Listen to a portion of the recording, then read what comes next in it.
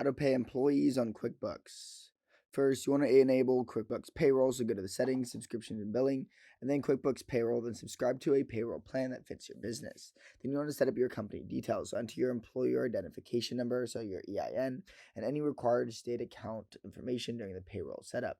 Then connect your business bank account, so link the bank account you'll use for direct deposit or check printing. Then add your employees, so navigate to payroll, employees, and add an employee. Make sure to enter their full name, work email, the pay schedule, pay type, which is either hourly or salary, and direct deposit. Then verify employee info, so the personal details like the name, address, and phone number, tax details like their SSN, withholdings, W-4 info, and then the enrollment details like the job title, pay rate, and status. Then run payroll, so go to the payroll, then run payroll, select the pay schedule, then enter hours for hourly workers. Then confirm salary, amounts for salaried employees. So preview and then review the payroll. So click preview payroll to see the gross pay, taxes and deductions, net pay for each employee, then confirm pay date and funding account. Then submit payroll.